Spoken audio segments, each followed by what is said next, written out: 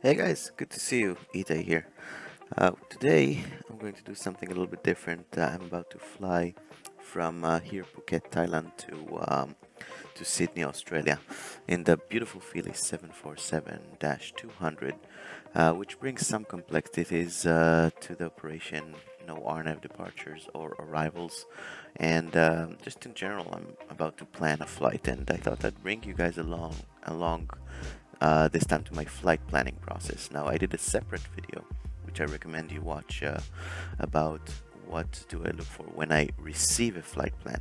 Okay, now let's divide it into two. There's the dispatcher team in the operation control center that creates the flight plan. They make the flight plan. They file it with ATC. They coordinate with all the different company personnel that need to know about whatever we are about to do, and they relay the flight plan to the crew so the crew can review that. So I made a separate video as the crew, and now let's make this video on what is my process of going through the flight planning, specifically using the Simbrief tool, which is great for online simulation only. And here comes the disclaimer: this is for flight simulator only. You can take some of this information for your general education and enrichment, but please, please, please don't be an idiot. If you're a real pilot, you're welcome to take the ideas and go with them to the official source of your flight training and verify it. And if you did end up adding something to your toolbox, great, but don't take my stuff as it is. Be smart about it. Confirm everything with your official sources. So this is Simbrief. Is a free tool. It's a free website online. I strongly recommend everybody to sign up and use it. I use it together with a paid Navigraph subscription, so both of them are up to date, and I want to verify that before I start planning. And once I do, it's a pretty straightforward registration process.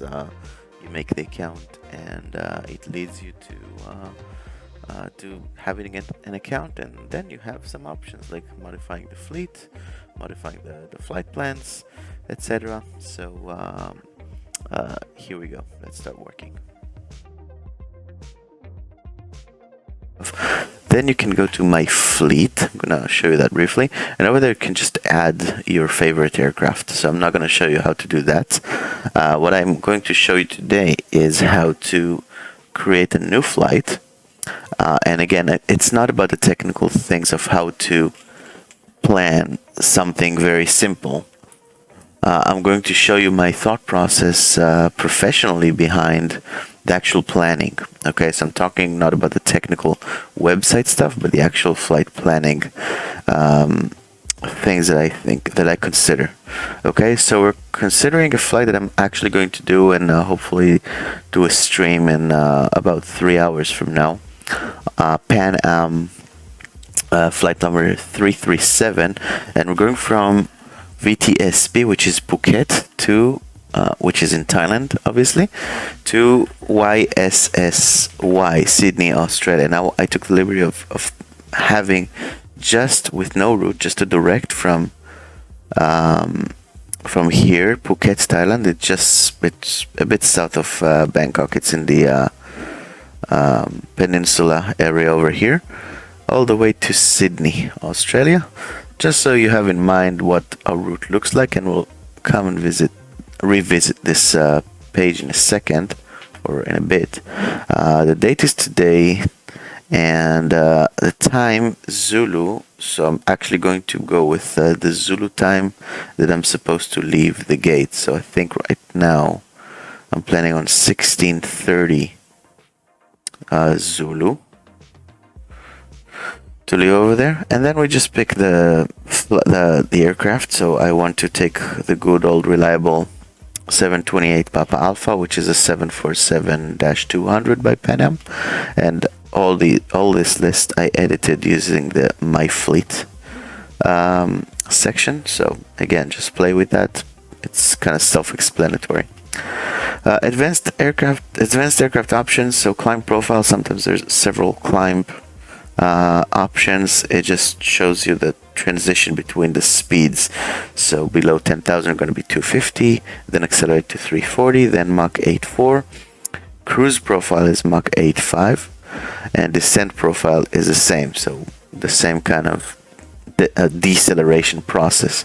Fuel factor, pretty much if there's any deviation or for some reason the aircraft is consuming more fuel than usual, it could be from various reasons, starting from the simulation of the aircraft to just simulating a configuration deviation list. So we're a CDL, so we might burn more fuel. We're not going to touch that today.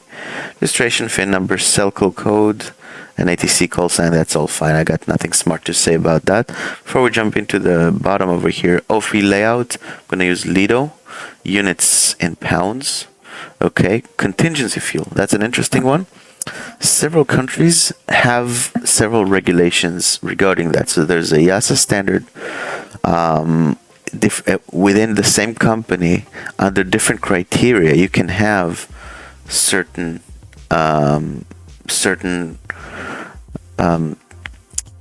criteria that would cause you to go from 3% or 5%, or 5% providing it's no less than 20 minutes, which is what we're going to use now. Okay, the idea is you take the trip fuel and you increase, and you said, okay, this is what we should burn, but in reality we know life is not perfect.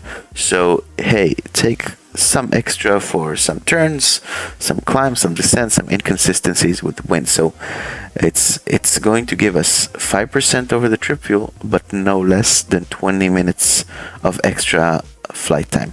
Okay, that's contingency. It's actually required by law. It's not something that I get to choose. It's a country or aviation authority or company regulation. So again, sometimes we can go down to 3%. I'm not going to get into that. There's some conditions. I'm just going to go for today's sake 5% and 20 minutes. And reserve fuel, again, that depends on the country. Okay, we're just going to leave it on auto. For example, within the US domestic, it could be 45 minutes. International flag operations could be 30 minutes plus holding over destination 1,500, all that stuff. So we are going to leave it at auto to generate it according to the to our conditions. Detailed navlog, ETOPS planning, ETOPS extended 2-engine operations, planned step climbs. Of course, we're going to fly for a long time, burning a lot of fuel, so we're going to get lighter. As we get lighter, our optimum and maximum altitudes increase, so we can keep stepping up, climbing to the next optimum climb that we can, or recommended, I should say. Runway analysis, so we're going to keep that in. NOTAMs, yes, and FIR NOTAMs and flight maps detailed, because I want to see all of that. So before we jump into, okay, no, actually not before, let's do that. So scheduled flight time, don't worry about that. I mean, we can increase that. I think the flight time, just as is, would be like 8 hours and 30 minutes. So maybe we should increase that to 8 hours and 45 minutes as the scheduled. It has no effect whatsoever on how fast are we going to go. Remember, that's in the cruise profile Mach 0.85. Now typically you could have a cost index here as well, or I can choose a lower Mach number, or long range cruise speed, which is much lower. We're going to keep it on Mach 8.5, which is what we can do in the 74200. But so the scheduled flight time is just pretty much for scheduling purposes. So again, when is the station expecting me, etc. Departure runway, arrival runway, it's just for the analysis part, and just for the initial calculation part. Taxi out 20 minutes is good. Taxi in 8 minutes. So how many minutes it's going to take me from releasing the brakes, starting to push, through starting the engine and getting to the runway and taking off. So all of that is expected to take 20 minutes. That's a pretty standard value. taxi in 8 minutes. So likewise, usually takes less, but we can just keep it at that. Extra fuel, we can either use by, in this case, 1,000 pounds. So this is 1,000 pound of extra fuel, or we can, my personal preference, instead of pounds, we can calculate in minutes. So you see those extra 1,000 pounds sounds like a lot. It's only 3 minutes. So what I want to do is leave it for now on 0 minutes, and when I get later to plan the flight, to plan the route, I'm going to see if I want any more. Okay, now remember my role right now, I'm the dispatcher. Okay, I'm not the captain, I'm the dispatcher. I'm providing the flight plan to the crew. Okay, altitude is automatically going to be generated, so it's just gonna put me in the optimum altitude. Passengers, I can let it guess on auto. Now freight. So that's a cargo. Now cargo, it doesn't mean the passengers' bags. Okay, there's standards for whatever passenger weighs. It includes their standard allowance for bags. Okay, so but if I decide to check like a heavyweight bag or something like that, or let's say if you're flying internationally, most likely you'll get to check a bag. Okay, that's going to be part of your pricing, so it's going to be included in the number here. If you increase the number of passengers, you increase the number of bags you expect to have according to some standards. Now if you have an overweight bag, that would be extra, so that would be counted. Now additionally, sometimes the company transfers, let's say, some kind of a bunch of company marketing stuff for the station. Okay, it could be a spare tire. Okay, it could be, so that's under company materials. It could be mail order, it could be packages, it could be actual cargo to be transferred. So that's that. Okay, it's not the standard suitcases that the passengers would have. Okay, if they pay extra to have an extra bag, yes, it would be here. Then it gives us the zero fuel weight, which is automatically generated. So the zero fuel weight is the airplane's weight, the basic weight of the airplane plus the passengers and the cargo, but with no fuel. So that's a zero fuel weight. I'm just gonna let it auto generate. Okay, let's put some freight in it. Okay, maybe 12,000 pounds. It's a big airplane, we can take a lot. Dispatcher name, what's our name today? Let's be Barney Stinson. And captain name is crew rest, obviously. Dispatcher remarks, we'll leave it blank for now. Maybe later if we have something to say, we can say that here. Now for the plan, UTA 1 Alpha UT2 UTA, I think that's actually good. That's actually great, because we needed a non-RNAV departure. Remember, we're flying the 747-200. So one of the first things I'm looking specifically in this airplane, we cannot do RNAV departures. So I want to open the chart list for our departure, open the SID list. I want to see what kind of SIDs I have. So these are RNAV departures,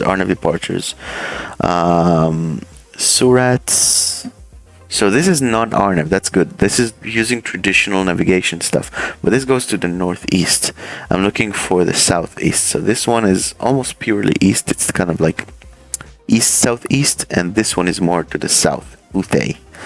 Okay, which is great. This is exactly the direction I would want to go, because if you remember, so I take a look at the chart. It doesn't say GPS required, RNAV required anywhere over here. Okay, nor on the chart notes. So I can plan on this departure. Okay, I can do this with just my VORs and stuff like that. My INS is not certified for departures and arrivals, and Uthai is somewhere over here. So now if I go to here, and that's the next step to check my route, is I can, and I do that most of the times, I put the significant weather, SIGWEX, significant weather, and I can already see there's some problems here. I can put some of the winds as well, and it's going to put my winds at 34,000 feet. Okay, and now, first of all, I just want to see that. Okay, so there is a problem. You see that? So from VTSP, it takes us to the departure. Okay, I'll get rid of the significant weather for now. Departure takes us from our departure to Uthei. Okay, so that's the end of the SID. And then it thinks we would go back to Rebed and then Nut go and so on and so forth. Now, I do not want to do that. So what can we do?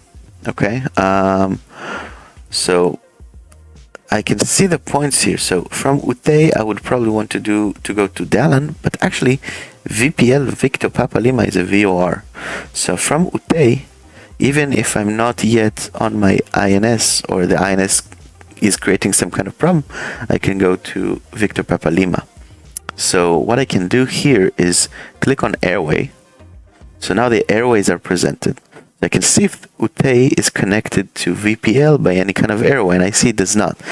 Now, do I have another option? Yes, I can continue on Romeo 325 to Dubax, and from Dubax to somehow connect later using the airways to Victor India Hotel. But I think that's too much work, to be honest, because from Uthei we can just file direct to Victor Papa Lima and then proceed on the airway, which is whatever it says, Whiskey 501 or something like that.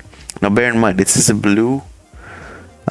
This airway is depicted in blue, which means it is an RNAV airway, but it is the en route environment. En route environment, we are allowed to accept RNAV stuff, so we can take en route RNAV routing using the INS. The INS is accurate enough for en route use. It's not accurate enough for departures and later on for arrivals.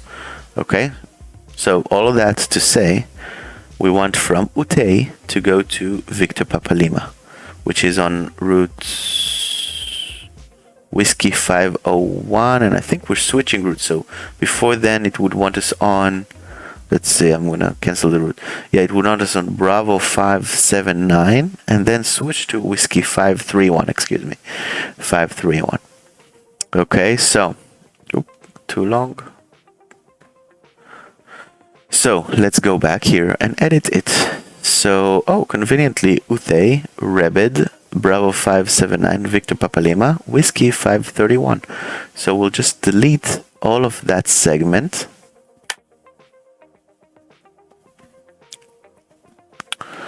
And we can hit analyze route again, because now it's going to populate the most current route that I'm planning. So we can see now it looks much like it makes much more sense. So remember, at any point from Uthei, we could just take a Victor Papa Lima direct, just using the VOR to VOR. And we can keep dialing the VOR radials that would take us from Victor Papa Lima to Victor India Hotel, whatever those waypoints are, if we have some kind of problem and figure out the INS, and by the time we do, we can keep follow the route.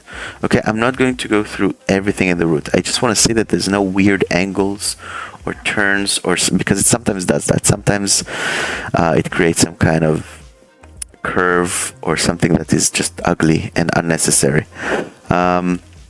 Let's get rid of the airway for now and put back the weather.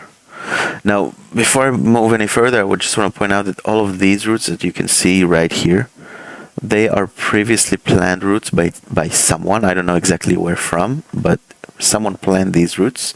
So it doesn't mean necessarily that's the ideal, that's the most wind conservative or something like that. It just means someone else planned it already. You can use the route finder, okay, to plan your route if you want, or you can import and just type in here whatever you want. So we took pretty much, it automatically populated the first route that was here, which is what we got to initially. And now we're starting, so you see the Rebed, the Bravo 579 to Victor Papa Lima, and now we're manually editing it. So now that's our route, that's what we're working with. Okay, so, and if we analyze route, it just checks at all the points and and airways are coincident with the current ARAC, the current database. And it tells you the route distance, which is self-explanatory, but how much over distance it is over the straight line. Okay, so as long as we can keep those percentages low, then we know we're pretty efficient in our route planning. Now we're starting to get into the interesting stuff. Okay, so there is some weather. Okay, the big bubbles are weather. Okay, we can see several interesting things here. Those are volcanoes, and they create ash, volcano ash. Now that could be very dangerous to us while flying. Now, another thing about volcanic ash, it goes by the wind. The wind is moving it. Okay. Not only is it moving by the wind, the particles of the volcanic ash are mixing with water droplets in the air, and that can create some thunderstorms, which are another hazard. Okay, it's not that the thunderstorms alone are the danger. Volcanic ash is very dangerous to the airplane. There's several incidents in the air related to that, in the world that related to that. You can look them up. They're quite interesting. Mainly a 747 that lost all 4 engines right around that area. Funnily enough, I think it might actually be one of those volcanoes, but I'm not sure. It was this part of the world for sure.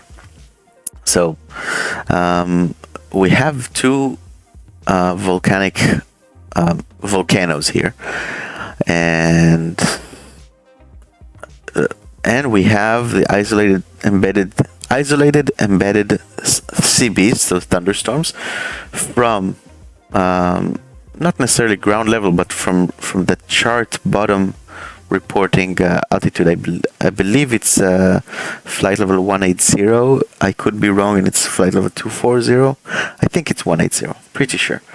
Don't catch me on that specifically. If you know, you feel free to put that in the comments. So XXX means the bottom of the chart reporting until a top of 530, flight level 530, or 53,000 feet. Same as here, from the bottom to flight level 530. So what does it mean? There's no out climbing it. Okay, if we can see a CB up to flight level 280, then, and I'm cruising at flight level 350, then I should be fine, right? To an extent, but in here it says the CBs are isolated. Okay, so it's not one huge cell, it's just individual cells, but the problem is they're embedded. They might be, the CBs are going to be hiding within layers and layers of other clouds. Okay, so that could be very dangerous. Now, what can we do? First of all, I want to look at the winds, because again, everything is going to be moving by the wind. We can actually see that there's some kind of cyclonic flow of the winds here. If you don't know the legend of how can I read those wind barbs, I invite you to look it up. It's very interesting. But what I can do is try maybe from Rupka or even Mimics to take a detour here and plan something else. So let's see what airways do we have. Rupka. Let's see what segment are we even talking about. Rupka. What airway is it? It's one airway, isn't it? Route. It's not Tango 5. It's Lima. Let's get rid of this as well. 511. Lima 511 to Rupka, I guess. So there's Makna and Topor. So we are going to ride Yankee. Oh, sorry, it was Lima 511. So we're going to ride Lima 511 from Papa Kilo Papa to Sierra Bravo Romeo. What does it mean? Okay, if we go to the route, we can find those points just to find where are we planned. So from PKP, that's a VOR. Is it this one? No. PKP, there we go. until my phone decided to do some talking to me for some reason. So from Papa Kilo Papa until, where was it? Sierra Bravo Romeo. Where is that? It's here. And now after Sierra Bravo Romeo, it says we're going to take Mike 7662 Bravo Lima India, which is here. And then write another airway, Mike 635, all the way until Atmap, which Atmap was here. So I'm just looking what segment I'm trying to cut away. That's what I'm looking for, okay? Because I want to plan another route that bypasses this area, maybe thread a needle here. Now there's a danger that this portion is going to arrive slowly to our route here, but the winds here are going to take this one as well here. So I'm thinking if I kind of ride the distance in between, I should be fine. Actually, let's look at the next chart. Let's see what it does before we plan. Oh, you know what? This is 00 Zulu, which means our route is actually fine. You can see that. So right before I was going to change an entire big chunk of the route and edit it manually, we can see that this is where the isolated embedded CB is about to move. Okay, so this is at 1800 Zulu, which is shortly after the departure, and then it's going to slightly move to the east. Now I don't want to create this. It is roughly the time I would get there. Okay, about an hour and a half to like 2 hours after departure, I would assume. But then it gradually moves to this. Now, since to begin with, I'm on the edge of it, I can say that, okay, I'm going to fly the original file route and use the radar to bypass it. Most chances it's going to move away from me because I'm looking into the future, basically. I'm trying to predict what will be by the time I get there. Okay, so these are this very dangerous area. Another area here, I can see isolated embedded thunderstorm from bottom of the chart to flight level 450. But you can see it's a very small area compared, and we can easily circumnavigate it from the north. Okay, nothing that prevents us from doing that. I'm just going to keep on the airway to simplify this with filing with ATC. Okay, and in reality, we can just ask for deviation to the left and all that stuff. We can see that the wind is not going to do much for that. Okay, it's not gonna, maybe it'll move it further down my flight path, but not much. Let's see another chart. Oh, it's gonna even dissipate completely. So dissipate, or just gonna merge with this one. Anyway, either way, I don't think it's gonna be a factor by the time we get there. Here, there's a jet stream of flight level 400. It's very heavy wind, but we are going to cross it.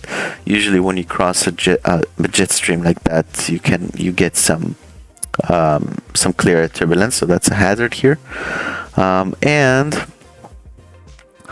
we're going to Sydney. There are some thunderstorms planned just offshore, but we should be fine in Sydney itself, of course, depending on the TAF.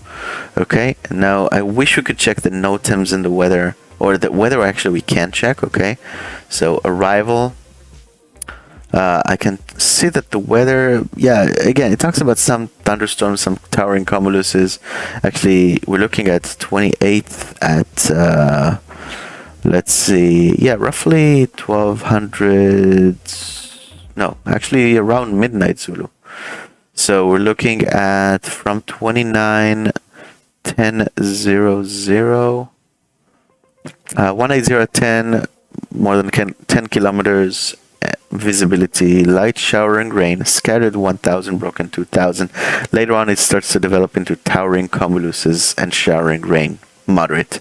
So we can take that. That's not really a problem, but I can take a glance here, see if I can accept this, or I can depart to that. I can take a look at my alternate as well. and see that the weather there is fantastic. If you don't know how to read these, I strongly encourage you to look up TAF encoding. I can also select a different alternate. Let's say this alternate was not good for me for any reason. It could be weather or any other operationally related reason. I can change the alternate. I can force it into something else and depart. Since we are in where we are in Phuket, we can't really change that. We have to get out of here. But I can take a look at the weather as well. We can see right now it's wind is 300 at 6. More than 10 kilometers visibility, view 2000, 28 degrees, and no significant change expected, no sig. And we can see that in the TAF as well. So yeah, I'm pretty happy about all of that. Now, one more thing. We said there could be some deviations around the weather. So maybe here, maybe here. So it would add some minutes to my flight. So let's add some extra fuel for that. So I could add actually we're almost done. Okay, one more thing I have to do after that. So let's add 30 minutes of extra fuel. Now that's a bit excessive, but let's go for safe. Okay, we can add extra 30 minutes of fuel for the en route portion, and I can put in the dispatcher remarks extra fuel for en route deviations around volcanic ash and isolated CBs. Okay, and I would sign my initials at the end. Okay, and so that the captain, the crew would be able to read, okay, why do we have the extra fuel? Can we just burn it on the ground if we're late? Well, no, I give you this for a reason, because you have some stuff to deal with en route. So this would trigger you guys to go take a look. Okay, one more thing. I mentioned we cannot do RNAV departures and arrivals. Okay, we can right now. We are planned to do the Rivet 3 arrival. Now my guess is it's an RNAV star. How do I check this? I go to the charts for Sydney. Okay, and we can see all of the arrivals into Sydney are RNAV arrivals. This is Rivet 3, this is the one we planned, and we can see that RNP1 is required. We cannot do RNP1 in the 747-200. Okay, the INS is not accurate enough. Okay, so what can we do? Since there's no arrival, what we can do, we can file direct to the VOR in Sydney, because let's say we're planning to land at 16 right over there. Okay, we can see that VOR Sydney. So we can either get, so it says either DME or GNSS is required for the ILS. Okay, now it's very important to read carefully the notes, but essentially ATC could, let's say we file directly to Sydney. Okay, the filing is different than the execution. We file direct to Sydney VOR. Now, in reality, as we get closer, ATC would tell us to turn left and intercept the localizer, right? Or the same thing if we arrive for the runway 34 left.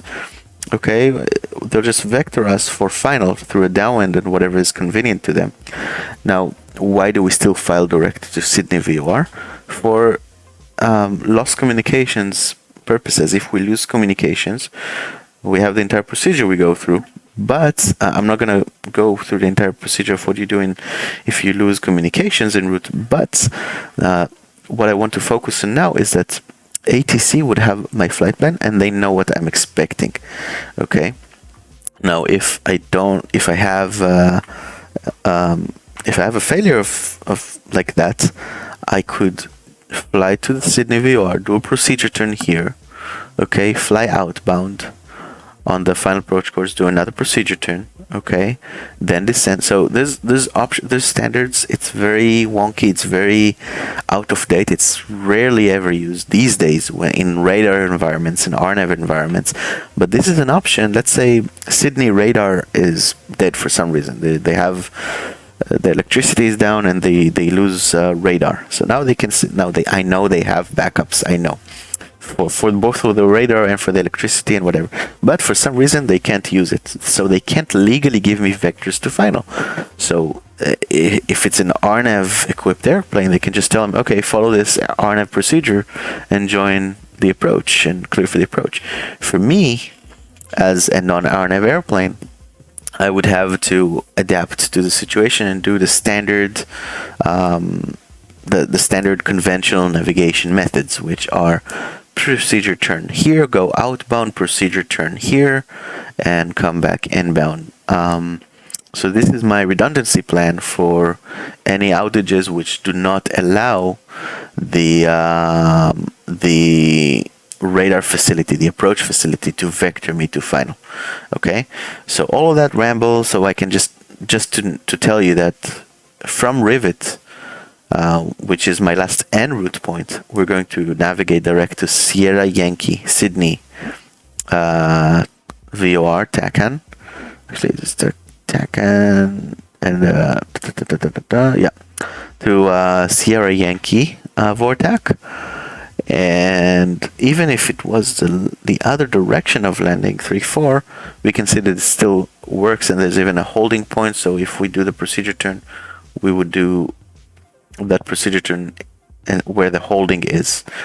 So the holding entry would be my procedure turn. So quite interesting part of instrument flying when you talk about traditional instrument flying methods. So what are we going to do? Back to here, back to flight plan. So all of the route, the en route portion is fine for us, except for the Rivet 3 arrival, which we cannot accept. So what we can do here is Rivet 3, from Rivet, we can get to Rivet waypoint. We cannot do the Rivet 3 arrival from Rivet. So from Rivet, we would go direct Sierra Yankee. So we would analyze this route and see that it's perfectly fine. We will take one other look to make sure it's fine. And what you can see here is YSB, that's the alternate. YSCB, excuse me, that's our alternate with the weather. So we can kind of see where it lands with the weather. Okay, I'm happy about all of that. One more thing I can put.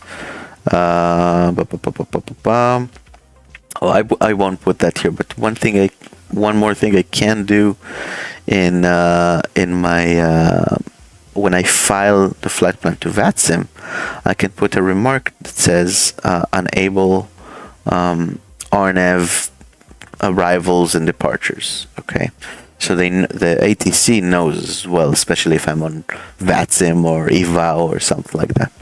Okay, once I'm done with all of that, I'm happy with my result. Departure Zulu still matches, because remember, sometimes we plan a flight and time runs out, and then we find that we have almost no time to do anything.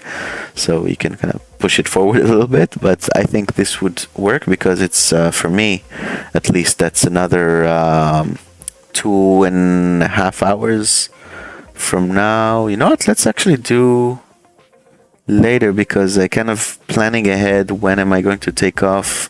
Do some things around the house. When am I going to land? Okay, so maybe even at 1. Yeah, we'll do 17:30 because it works perfectly with my landing time. Okay, so all of that is maybe compromise to do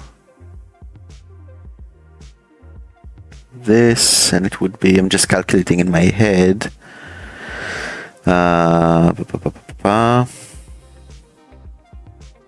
that works fine.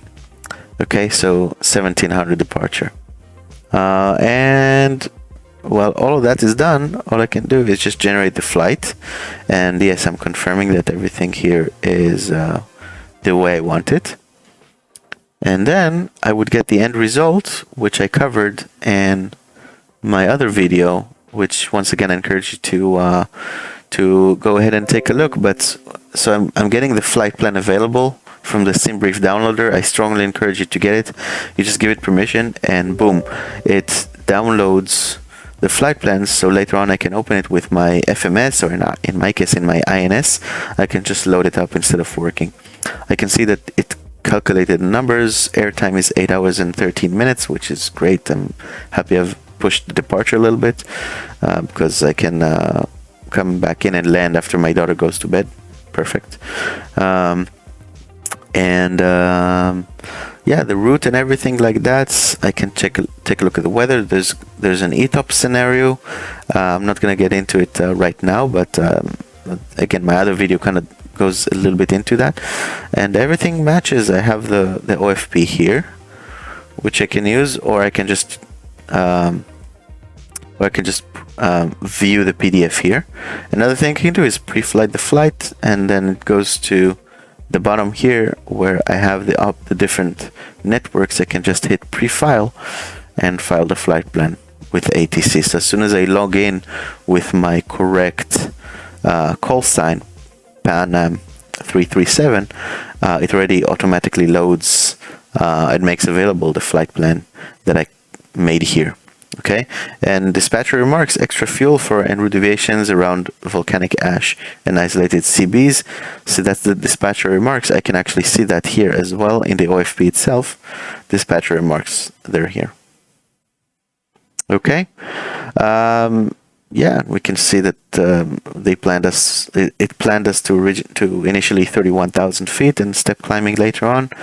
Weights are good, below the limits in a quite comfortable manner, and so on and so forth. Anyway, that's it from me for planning. I thought this plan would be not really interesting, but just a little bit of things to overcome, especially flying the 747-200, which is a very unique airplane. So I hope you found it interesting, guys, and I will see you next time. Well, I'm actually going to see you in a couple of hours for our actual flight. I'm looking forward to seeing you. We have a couple of hours here in the hotel. Maybe get a workout done, a little early, a little lunch, and then get ready for the flight. So I'll see you then. Funny thing is, it might take a little bit longer for this video to go up, so they will coincide. Anyway, enjoy the time you have left in the hotel, and I will see you in that flight, and get ready. Bye bye.